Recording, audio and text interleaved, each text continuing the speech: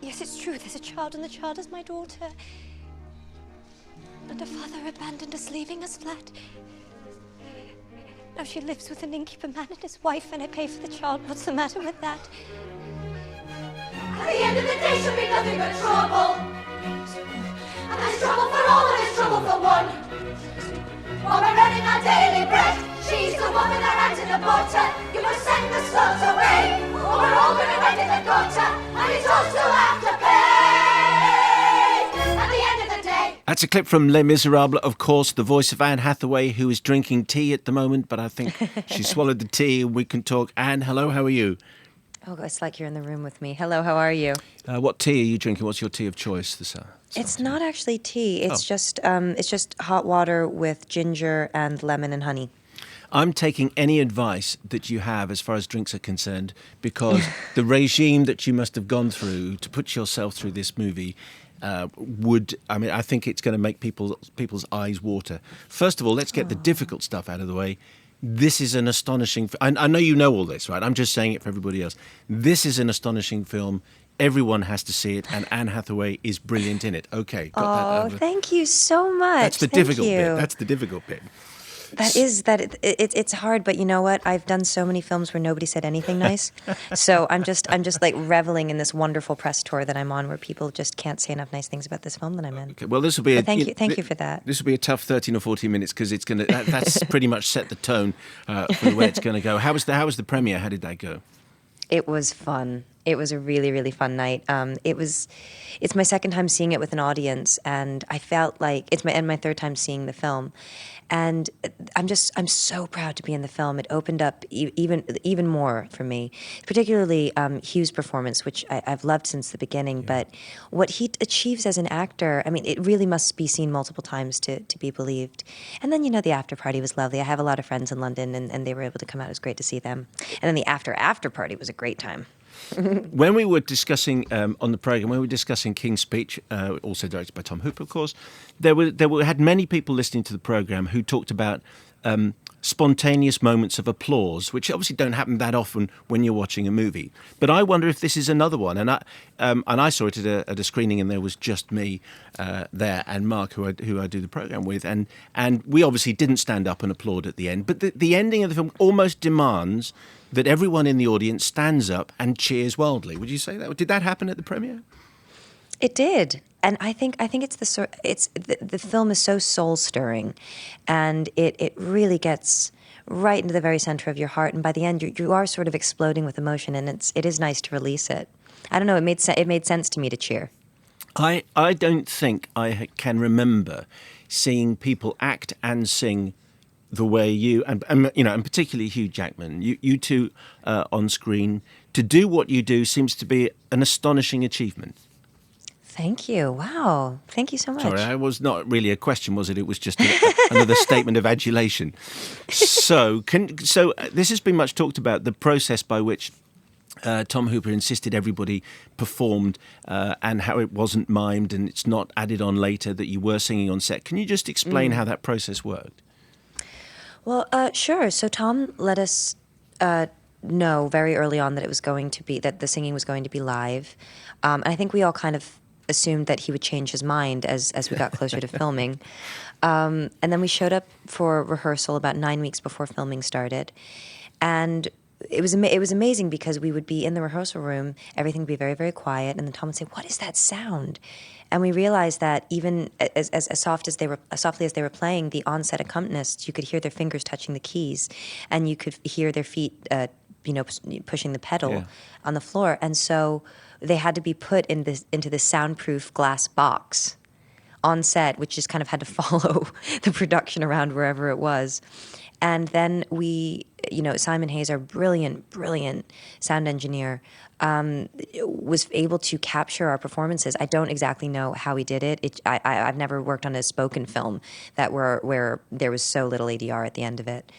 And it was just from a technical standpoint, I think to be able to capture live singing for a musical like this and a movie of this size is just a monumental achievement. But that puts the onus back on you to deliver extremely emotional performances and brilliant singing and do it at the same time. That must have made your life more difficult. It made my life. It made me more disciplined. There wasn't really any cheating on this one. That you would it just the alternative to doing your absolute best and being on your best behavior was just too scary. So did that mean that did it feel as though you were performing live? It was almost as though you were on stage with a live house watching every single moment. It did feel like that, except without the applause. So we had this very wonderful, professional, and sort of stone-faced crew. So you would sing these songs and rip your heart out, or you do your best to rip your heart out. And then you'd look up and, they all just kind of looked like they were thinking about what they were going to have for tea. But when I finished the film, a lot of them came up and kind of expressed what it was like to witness the live singing. And I think a lot of them said they found it very moving. But it definitely added a layer of pressure, but I actually think that's what makes the film soar, at least for me, is knowing how dangerous every moment is. Kind of, you don't know what the actor's going to do or say next or how they're going to sound. There's no vocal patterns or rhythms there, that settle in. Every moment feels really, really present and spontaneous. And as a film goer, I mean, that's one of the things that I love most about a film. That was one of the things, rather, that makes me love a film. And when there are multi-part harmonies of which you're a part, can you hear those other parts, or are you doing your role on your own? If it was a close-up that didn't show anyone else, you would do your part alone. But if it was, but if you were sharing a shot, then you could shoot the harmonies together. By the way, one of the things I want to mention about it, because it's so funny, you take for granted that everybody knows how you did it. We performed with earpieces in our ears that piped the piano. So if you were in the crew, all you could hear were the actors singing a cappella. You couldn't actually hear any music unless you had headsets on. I wonder if this is going to revolutionise the way people film musicals, and they'll think, I want to do it the way Tom Hooper did it. I want to do it like Les Mis. Getting the part in the first place, and is it true? I mean, is it true you had to? Everyone auditioned. Yes, I'm not sure Helena or Sasha had to audition, but the rest of us did. Yeah, you can imagine when people see the film, they'll think, no, they might have been headhunted for those particular roles. Tell us about the audition that you did, because Tom Hooper has been quoted as saying yours was the most astonishing audition he has ever seen. Is that why my fellow actors keep poisoning my food? That may well be. So what did you do that impressed him so much? Oh God, I'm sure he was probably just jet lagged, and I don't know. I think I have a unique history with the show. My mother played the role of Fantine, and I saw her. She was the understudy on the first national tour in America, and I saw her perform I Dreamed a Dream when I was 7 years old on stage, and it left a really, really lasting impression on me, and I just fell in love with the show that very night and memorized the entire thing. So I know the show really well and have done for almost 25 years. So I think when I came in, I don't know, I just felt very comfortable with the material and maybe didn't have all those normal nerves associated with auditioning. You must have known some of the discipline that you were going to put yourself through. And when people see you on screen, I mean, you get a warning because we'll have seen the trailers and the poster, but you are emaciated, you are consumptively thin. That must have, what did that take? What did you do to get to that shape? Oh, not to, throw up a stone wall, but it's just a matter of whatever it takes. It wasn't, nothing healthy and nothing that I would recommend anyone else try. So you lost 25 pounds, is that right? Yes, I did. So is that just like a crash diet, barely eat, just keeping a little bit of nutrition and everything else just goes? Yeah. I'm so sorry. My inner teenager is telling me not to tell anyone right now because I just don't want anyone at home to try it.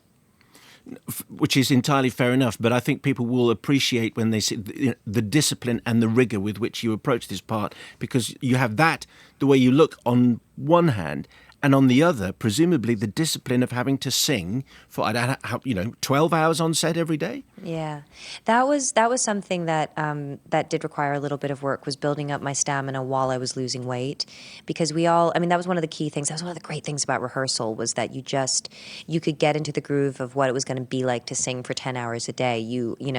I really pushed myself in rehearsal to try to get close to the level of performance that I wanted to give in the film, just because I wanted to build up my emotional stamina.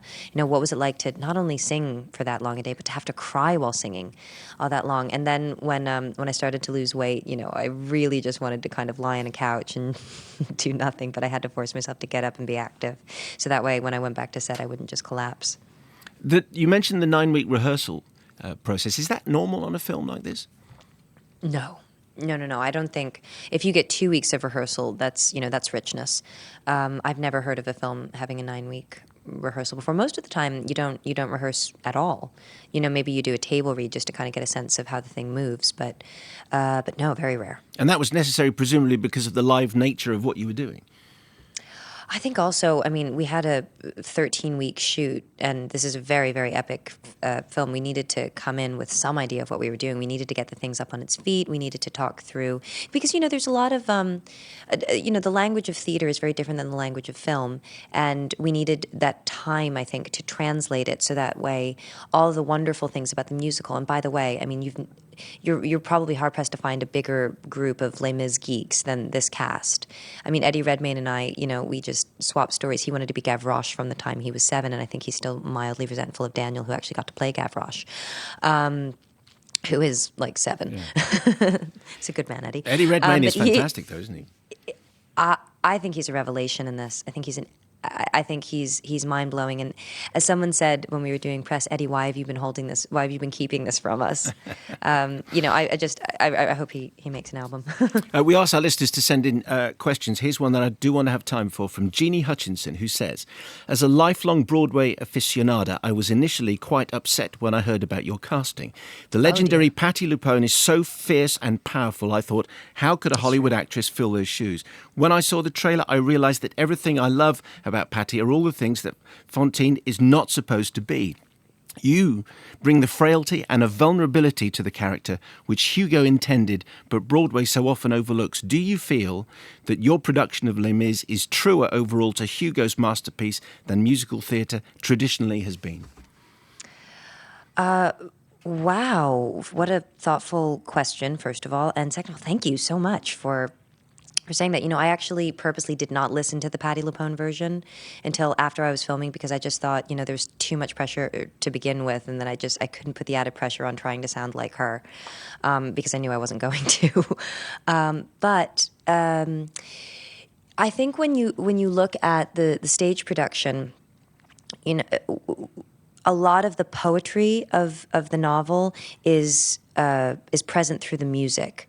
A lot of the feeling that and the sentiment that you get from Victor Hugo's poetry, particularly with the Marius and Cosette stuff. The stuff that he writes about love is astonishing. I think even if not consciously, you get that feeling from the music. I think what the language of film allows for is to get inside the character's thoughts, so that way you can really actually, and Hugo got inside of his character's thoughts as well, so you could actually effectively communicate the idea of text in the film through your eyes, through the way a scene was blocked.